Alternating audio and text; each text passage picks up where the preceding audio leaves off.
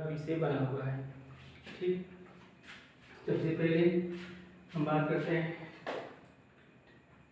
Titanic 2.0 कैसे डूब गई। इस विषय पर हम बात करते हैं कि टाइटैनिक 2.0 कैसे डूब गई। हमने यहाँ टाइटैनिक 2.0 का नाम इसलिए दिया है कि इससे पहले टाइटैनिक नाम की एक जहाज जो कि कनाडा में उत्तरी अटलांटिक के सागर में डूब गई थी, तो इसलिए हमने इसको दूसरा नाम दिया क्योंकि ये दूसरी बार ये हादसा हो रहा है। तो आइए हम जानते हैं। जैसे टाइटैनिक जैसी एक और पनडुब्बी क्या हुई, डूब गई है। कहाँ पे डूबी है? उत्तरी अटलांटिक में। ठीक, बात करते हैं टाइटैनिक 2.0 कैसे और कहाँ हुई दुर्घटना। यानी हम इस दुर्घटना के विषय में पॉइंट टू पॉइंट बात करेंगे, एक एक करके बात करेंगे। तो ये हमारा पार्ट 1 है। तो हम बात करते हैं सबसे पहले ओशियन गेट। ओशियन गेट एक ऐसी कंपनी है जो अमेरिका में है, जो पर्यटन के लिए, उद्योग के लिए, अनुसंधान के लिए, अन्वेषण के लिए चालक युक्त पनडुब्बियां, जिसे बोलते हैं सबमर्सिबल मैन्युफैक्चर करती है। आइए सबसे जानते हैं कि पर्यटन क्या होता है। हम एक पॉइंट पर बात करें, इसलिए सबसे जानेंगे कि पर्यटन क्या होता है। हमें जब कहीं घूमने जाना होता है, हम अपने क्षेत्र को छोड़कर, कर सकते हैं अपने देश को या फिर राज्य को छोड़कर, हम जब किसी अन्य देश में जाते हैं तो उसे हम पर्यटन की दृष्टि से देखते हैं। तो हमें जाने के लिए कोई भी साधन की जरूरत पड़ती है। तो यहाँ पे ओशियन गेट हमारे लिए ये सुविधाएं उपलब्ध कराता है। उसके बाद आते हैं उद्योग। अगर उद्योग की बात करें तो ओशियन गेट के पास ऐसे कुछ औद्योगिक चीज़ें भी हैं जो हमें दी जाती है। अनुसंधान को मतलब होता है खोज, किसी प्रकार की खोज करना। जब हम किसी प्रकार की खोज करते हैं तो उस जगह तक पहुंचने के लिए भी हमें एक साधन की आवश्यकता होती है जो हमें ओशियन गेट यानी जो अमेरिका में है वो हमें उपलब्ध कराता है। अन्वेषण, अगर किसी चीज अन्वेषण की बात करें यानी जो भी हमें मिसाइल या कोई भी ऐसा आइटम जो हमने इसमें मैन्युफैक्चर कर लिया है और हम चाहते हैं कि उसका एक बार परीक्षण कर सकें, तो हम इस परीक्षण को जानने के लिए ये हम जाते हैं ओशियन गेट के पास। तो ओशियन गेट भी हमें क्या करते हैं, एक प्रकार का संसाधन देता है। जैसे हम अपने गांव में या कहीं टूर पर जाते हैं तो हमें एक वाहन की आवश्यकता होती है। तो ये दो ही प्रकार से कर सकते हैं कि ये ओशियन गेट ट्रांसपोर्ट का कार्य कर रहा है। यहाँ पर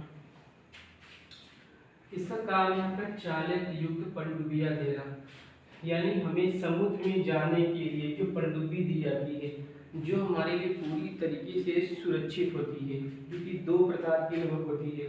तो ये हमें ओशियन गेट में देता है। हमारा दूसरा पॉइंट है सबमरीन और सबमर्सिबल के बीच अंतर। इस सबमरीन क्या होते हैं और सबमर्सिबल क्या होते हैं। ठीक, इसमें लिखा है सौर संचालित और प्लेटफॉर्म। अगर हम सबमरीन की बात करें तो सबमरीन पूरी तरीके से सुरक्षित होता है। अगर इस तरीके से की बात करें तो सबमरीन और सबमर्सिबल। ठीक, अब तो सबमरीन हमारा क्या होता है, पूरी तरीके से सुरक्षित होता है, और जो सबमर्सिबल आपका होता है उसे आपको स्वतः चालित करना पड़ता है।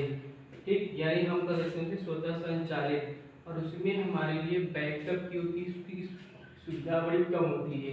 वो हमारे पर या जो हमें चालक होगा उस पर डिपेंड करता है। चलिए नेक्स्ट पे हम जो ये घटना घटी हुई है, देखिए मैंने एक छोटा सा ओशियन गेट जो आपने यहाँ देखा है पनडुब्बी, मैंने इसको अपने हाथों से एक प्रकार से इसको डिजाइन किया हुआ है। आइए बात करते हैं 18 जून की घटना का। 18 जून की जो भी घटना हुई थी उसमें 5 अरबपति इस पनडुब्बी के सहारे समुद्र के अंदर जाते हैं, और किस कारण जाते हैं ये भी आगे बात करते हैं। 18 जून पनडुब्बी का पर्यटन करते हुए वे अभ्यर्थना शुरू करते हैं और इस पर्यटन जो आप ये जा रहा है इसका नाम है टाइटन और हमने इसलिए इसको नाम दिया टाइटैनिक 2.0 यानी इससे पहले टाइटैनिक जा चुका है अभी दूसरा टाइटैनिक गया है जो कि खो गया समुद्र में तो इसीलिए हमने इसका नाम दिया था टाइटैनिक 2.0। ओके हाँ हम अपनी बात करते हैं चौथे पॉइंट पर। चौथे पॉइंट देखा जाए तो उत्तरी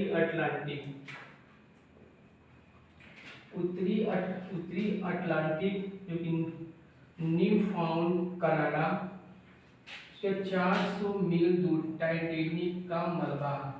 देखिए यहाँ टाइटैनिक जो 1912 में घटना घटी थी जो कि बहुत बड़ा सी का जहाज जिसमें बहुत सारे लोग थे वो उत्तरी अटलांटिक में एक बार की चट्टान से टकराकर टूट गया था और वहीं पर डूब गया जिसमें बहुत सारे लोग मारे गए।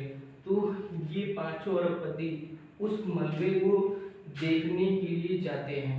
अगर यहाँ हम देखें कि इस अटलांटिक को देखने टाइटैनिक को देखने का खर्चा तो लगभग 2.2 करोड़ रुपए आता है। उसके आगे बात करते हैं हम पांचवें नंबर पर हम तो टाइटन स्व नियंत्रण तंत्र नहीं है।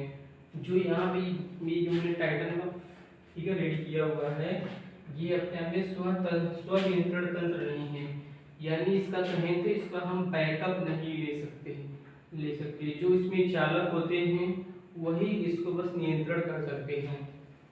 उसके आगे इसमें प्लेटफॉर्म नियंत्रण जीपीएस भी नहीं है। जो जीपीएस होता है जो वापस के लिए जो भी घटनाएं घटित होती हैं जो हमें सूचनाएं देने के लिए होती हैं ये जीपीएस मतलब ये सुविधा भी इसमें नहीं दी जाती है। ये सारा डिपेंड करता है इसके चालक पर। 15 मिनट में संदेश। अगर इसमें जीपीएस होता है तो हमें 15 मिनट में संदेश मिल जाती है कि यहाँ पर इन लोगों को कोई प्रॉब्लम हुई है तो हम अपना बैकअप वहाँ तक भेज सकते हैं।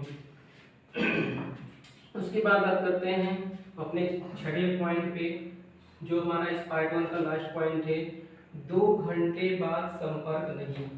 यानी इस पनडुब्बी के डूबने के 2 घंटे बाद भी संपर्क नहीं हो पाया कि उसमें जो 5 अरबपति गए हैं उनकी जान बची हुई है उनके साथ क्या हुआ है ये जो पनडुब्बी ले गए हैं ये वहाँ पे सुरक्षित है कि नहीं है। इस प्रकार से यानी हम वहाँ पर राहत और बचाव अभियान शुरू कर सके। यानी जो भी राहत अभियान बचाव शुरू हुआ वो 2 घंटे बाद हुआ क्योंकि उन्हें 2 घंटे तक भी उन्हें संपर्क नहीं कर किया है। क्यों? क्योंकि वहाँ पर जीपीएस नहीं है। जो जीपीएस होने पर हमें 15 मिनट में संदेश दे दी जाती है। Okay thank you. कंटिन्यू करते हैं अभी।